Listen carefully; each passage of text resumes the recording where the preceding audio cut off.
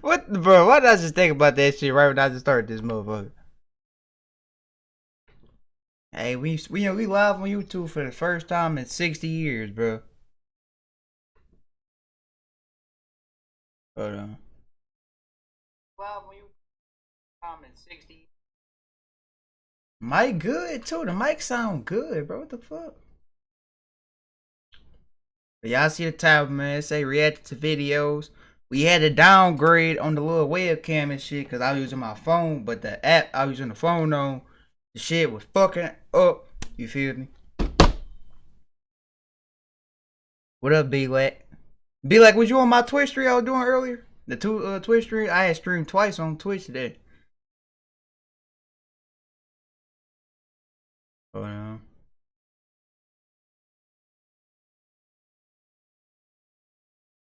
I'm gonna get y'all niggas right.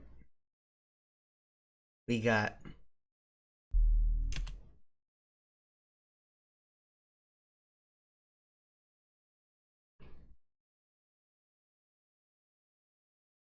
you was working out. Working out what, nigga?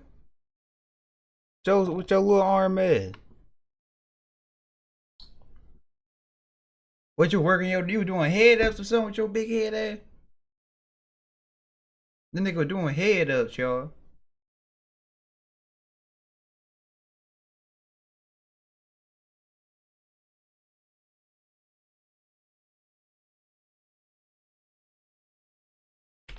But anyway, without further ado, get to it. Oh shit, we gotta take time. This video is called "Wife Realizes Her Husband is a Suspected Mass Killer." Hello. I know you know what's going on and why you were here. Okay? I know you were talking on the phone with your husband right now. We're investigating a murder. Okay? Damn!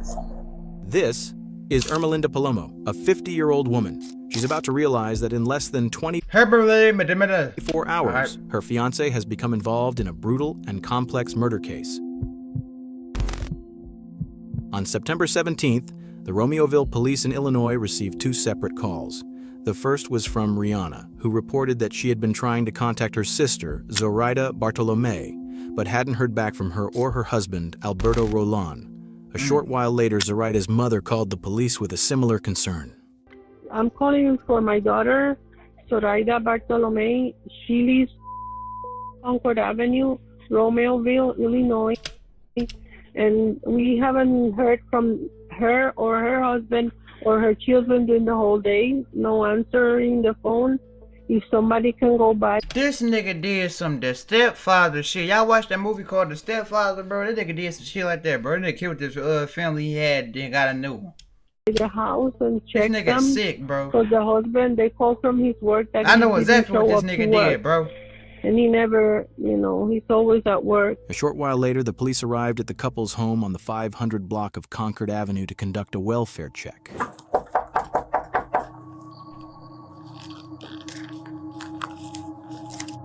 No one answered the door, and there were no signs of movement inside the house. Hey, I got a TV knocked over and a coffee table knocked over. God damn! TV knocked over? Shit.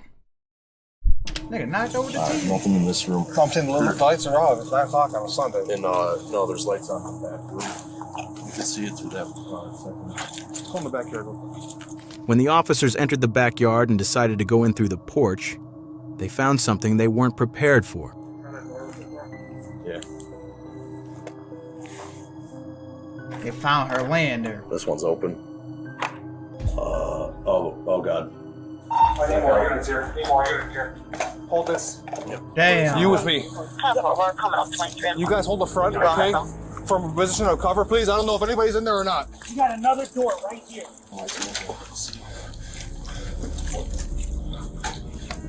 Corey, come up here, cover this door. This window. Fuck, this lights is dead. God damn it. Doors open. Alright. Romeo, please, anybody here? Move on, move on. Romeo, please, anybody here? Body. Alright. Inside, police discovered a horrifying scene, the bodies of an entire family. Alberto Rolon, 38, Zoraida Bartolome, 32, and their 2 young sons, 9-year-old Adriel and 7-year-old Diego, had all been shot to death with a 9mm gun. Damn. Even the family dogs had been killed. Damn! Get this nigga death penalty, bro. Hell no. That's it, bro. That's it for your ass, bro. You even killing the damn kids and the dogs? They kept to That's themselves. They maintained their yard. I never saw their kids out front. I only heard them in the back. The police investigation began immediately. This couple had no criminal history, no financial or work-related issues, and had just bought this home in April of the same year to start a new life. Zoraida worked for an engineering company in Glendale Heights, while her husband was employed at a local liquor distribution company. Investigation leads police to believe this happened between 9 p.m. on Saturday and 5 a.m. on Sunday morning. Investigators found shell casings from a 9mm pistol, overturned furniture, and abandoned spray-painted profanity, an attempt to stage the crime as random. Alberto, awake during the attack, was shot in the hallway while trying to reach his family. The intruder gunned him down before killing Zoraida and their sons as they slept. With no murder weapon in the house, it was clear this was a targeted attack, not a murder-suicide. And Romeoville police still very tight-lipped about a possible motive for the violence. Detectives questioned Zoraida's co-workers and uncovered a crucial lead. She had been receiving threatening messages for weeks, warning that her life and her family were in danger. They also learned that Zoraida had been secretly involved with a co-worker, Nathaniel Huey Jr., 32, for nearly 4 months. Her husband, Alberto, was aware, but had agreed to stay for the sake of their children.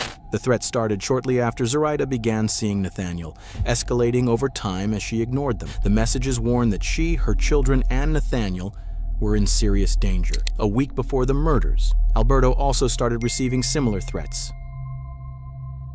So, what can you tell us? With mounting evidence, Nathaniel Huey Jr. became the prime suspect, the man behind the threats and the brutal murders. Detectives quickly tracked him down at his workplace and brought him in for questioning. Are you married? Yeah, but not paper. Yes, but we're not didn't go to court. They officially. So church married, but not paper married? I gotta ask, did you have anything to do with this? Okay. I have to ask, and you know that your number is going to be in her phone. That's what I'm saying. I don't know what the damn dogs and the kids And we're did, going to find your text messages, and we're going to find that stuff, and I want to get a surprise later on that you guys are fighting or that there was something going on between you two or the 3 of you that I don't know about, Nothing like that. Nobody was threatening anybody. We weren't fighting. Really, she was like fucking angel. You know what I'm saying? Sweet girl. I don't know. I mean, did she ever tell you I'm worried, I'm scared of my husband, or I'm worried, I'm scared of a neighbor? He didn't seem threatening. The reason we were really taking everything really slow is because he just seemed like he was a pretty nice, easygoing guy. But just kind of one of those things of she's not happy. When you say you guys were gonna move forward, so were you guys actively looking to try to get a place together or something? Yeah, but it was slow. Just kind of it's only a couple of months kind of thing. So yeah. Nathaniel and Zoraida's relationship had grown intense. According to witnesses, they saw each other as soulmates. Alright, he looks sweet as hell in that picture right there, bro. Out of all pictures y'all picked, I had to pick that one. Shit. Investigators also found love notes written by Zoraida in Nathaniel's workspace, further confirming their deep connection. Like I said, nothing against my wife, man. But just a different connection with someone. Yeah. It was sweet.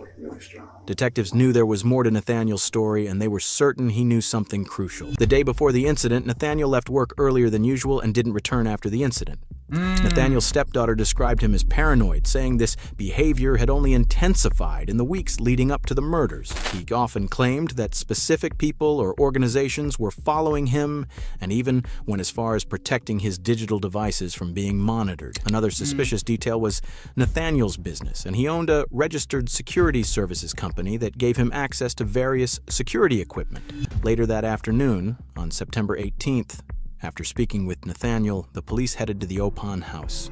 They planned to speak separately with his fiancée to see if they could find any more leads. I know you know what's going on and why you were here, I know you were talking on the phone with your husband right now. We're investigating a murder.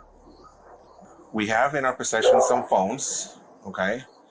And in those phones, we're doing what it's called a phone dump. We can retrieve those messages. Okay. We have retrieved those messages. All right, we've read them. They're pretty clear that somebody's pretty upset at the victim. Okay, is there any way that these text messages are going to come back to you, or your name, or your phone, or anything associated with that? Okay. Why are you scared of him? That fucking goddamn what fucking phone is that? ZTE or something? This shit loud as hell. Oh, I'm not scared. Why? Okay. Why are you scared right now? Because when I called him, because I was scared, I didn't know where he was. Okay. He said, someone's following me. Okay. So I called. And then I heard him say, why are you following me? Do you want to search the car? And then someone said to him, there are messages from you, and it's because her husband found out you were having an affair. And I didn't know that. You didn't know what? That he was having an affair. Okay. When did you find that out? Right now? Right now. Okay. When's the last time? What, nigga? What is you looking at, bro? Ain't nobody laughing, bro. My god damn. That he had an affair. So I know this is not the first time. No, it's not. Okay. When's the last time you knew he had an affair? When we first started dating. 2015? 2015 to maybe 17. What about a man by the name of Alberto Rolón? Have I ever heard of a man? Yeah. No. So when we asked your husband if he knew this person, Zoraida, he said, I've never heard that name. Why would he be lying to us? I don't know. I don't know. Should I believe him? I don't know. What I would like to ask you is, on either Friday or Saturday night, did he go out with his friends? No. Did he work? Friday night? No, he was with me. Saturday night? No. Ermelinda claims that Nathaniel was at home on Friday and Saturday night and couldn't have left the house. She says her daughters are witnesses to this and can confirm it. Like what we're asking for is consent to get the text messages off your phone. Boy, this shit's scary now. What the fuck? This shit getting creepy, hold on.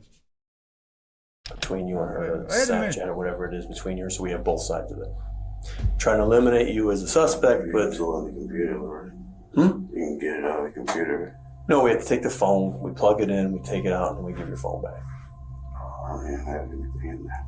The most important evidence the police currently have are the text messages. Boy, that nigga look crazy as hell.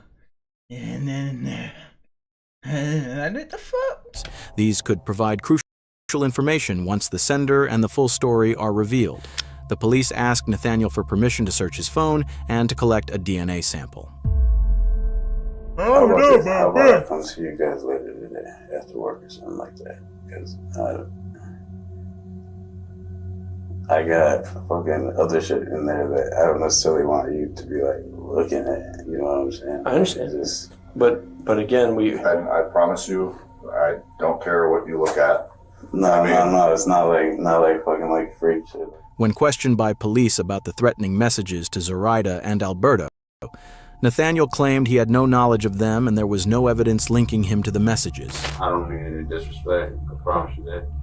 I'm just saying, like, I think it's just better if, at this point, not speak to a lawyer. This is insane. it's crazy. Yeah, I get you. No, I get you. However, he had another story to tell. He explained that he too had been receiving similar threatening messages for a long time from unknown individuals who were constantly following and threatening him.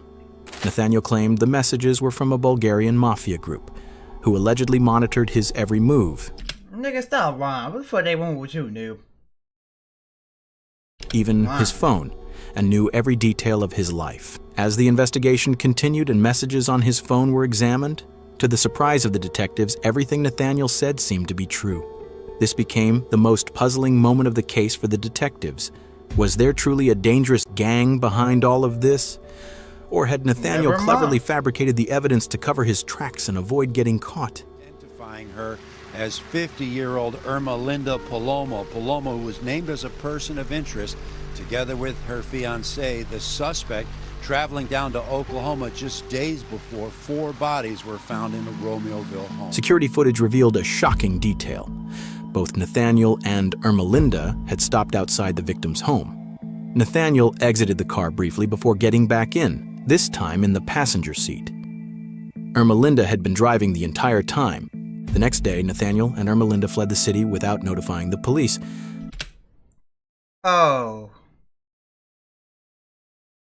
You just gotta be a dumbass, don't you? Obviously, you been in the damn girl house because you had an affair with him. Or, I said him, her. So your dumbass ain't know she had a camera? Oh, I said, bro, if you gonna do some shit, nigga, be smart at least, bro. They got your ass in this bitch switching seats with her and everything. Got your ass on another country going to Walmart, look like. Before leaving, dumb. Irma Linda sent a message to her family confessing that she was terrified of Nathaniel but felt she had no choice but to go with him. She pleaded with them to take care of her children. Alarmed by her message, her family quickly reported her as a missing and endangered person. Soon, their photos and the news of their disappearance spread across the media. On September 20th, nearly 600 miles from home, police tracked Nathaniel's SUV using his phone and a license plate reader. They were spotted at a Walmart in Catoosa, Oklahoma, casually shopping for toiletries and leaving the store with smiles. Look. Local authorities were alerted immediately and rushed to the scene. When officers attempted to stop Nathaniel's SUV, he and Irma Linda quickly got in and fled. A high-speed chase ensued, ending when their vehicle crashed into another car and then a concrete median. The SUV caught fire, and gunshots rang out. Irma Linda, wounded, managed to crawl out of the passenger seat and was rushed to the hospital. Inside the car, police found Nathaniel dead. He had shot himself. Despite being taken to the hospital alive, Irma Linda didn't survive. Damn. Damn. But they both went out. For a year after the incident, police continued their investigation, determined to uncover the truth behind the threatening messages and the supposed gang controlling Nathaniel. In 2024, they finally found their answer. The mastermind behind it all, the messages, the fake personas, the paranoia, was none other than Irma Linda. Since 2021, she had been creating fake online accounts, posing as hackers, hitmen, and gang members, all feeding Nathaniel a carefully crafted illusion. She manipulated him into believing he was under constant surveillance and had no choice but to obey. She even installed tracking apps on his phone to reinforce the lie, occasionally using Bulgarian words and dark web references to make it seem real. In the week leading up to the murder, she sent multiple threats to Zoraida and Alberto, hoping to scare them away. But when that failed, she convinced Nathaniel that Zoraida was a mole and would kill him first if he didn't act. So she set all this shit up, bro.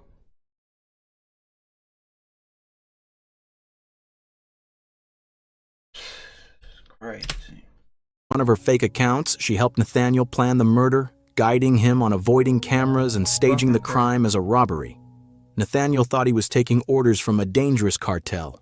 He never realized that the entire time he was only talking to Irma Linda. And in the end, police believe he died never knowing the truth. There are messages from you, and it's because her husband found out you were having an affair. And she and this bitch down there look like she breaking down crying. Like, bro, that's what I'm saying. You see all this hidden talent these niggas got, bro. Instead of you doing all this shit, you could have been in this bitch acting. She could have fooled a lot of niggas like that. She fooled them, obviously. She ended up should have had your ass over there in Hollywood. Now look at you. In the box.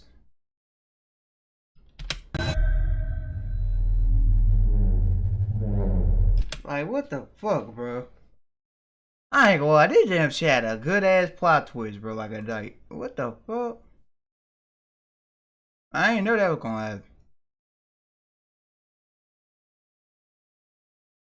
Did not think that was gonna happen. We got Mr. Nightmare real quick. It's gonna be the last video. I'm just react to 2 videos. It's gonna be a short stream. It's like a test stream, aka short stream. We got Mr. Nightmare, 3 disturbing, true being watch horror stories, man. Without further ado, man, get y'all snack everything I needed. Let's get to it.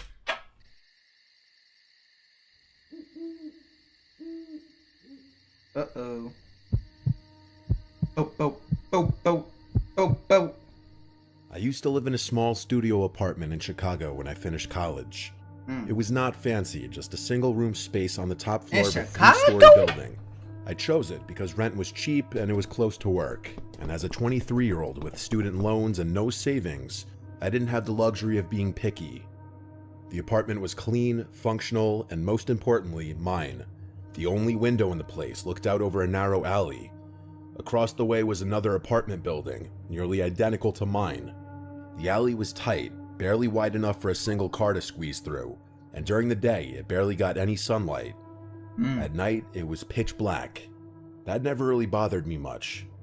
I was working late nights at the time, bartending at a lounge on the north side. I usually got home around 2:30 or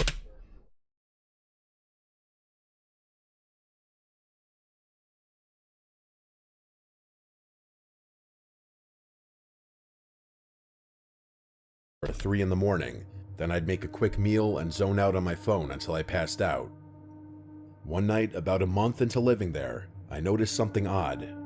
I had just walked in, kicked off my shoes, and turned on the overhead light when I thought I saw something move in the window across the alley. Just a flicker. A curtain twitching, maybe. I froze for a second.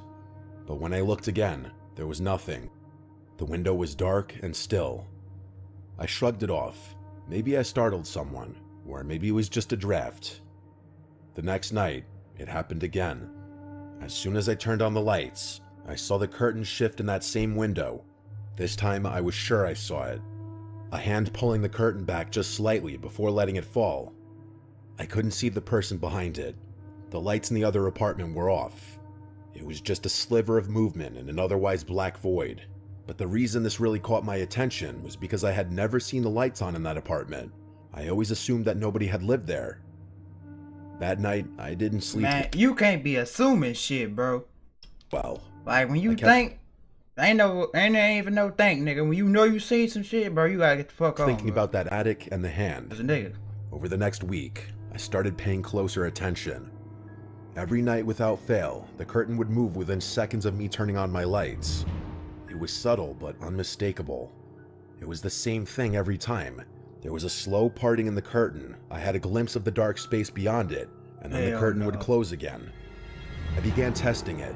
Some nights I would leave my lights off and sit silently by the window. When I did, nothing happened. But the moment I turned them on, even just the dim light by my couch, the curtain across the alley would shift. What the fuck? Someone was watching me. It was obvious. I tried to rationalize it, like maybe someone just liked looking out their window at night, but that didn't explain the timing. It didn't explain the way it always coincided with my arrival. That was too big of a coincidence. Bruh. I seen this shit before. I'm tripping. I'm like, this shit sound familiar, bro. Hold on. My fault, y'all. Nigga, I watched this already. Fuck. I'm like, bro, this shit sound a little familiar.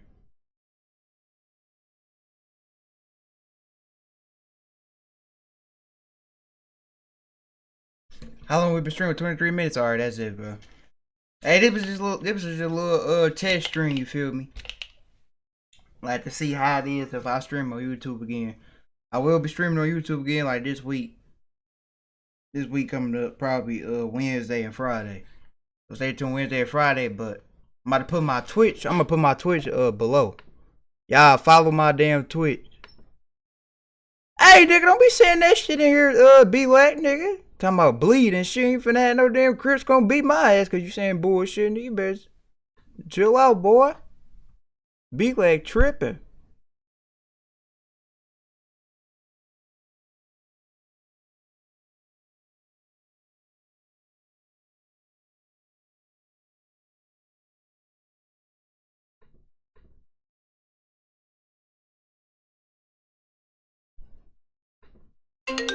Caleb, FaceTime And video. this one right here. Caleb, Face. We about to, Nigga, you better chill your ass out, boy. That is not what that means. I don't care, bro. You better chill out with that shit, boy. I don't care. I don't care. I don't care. You don't be saying that shit over here, bro. I ain't finna have a nigga come get me. Bro,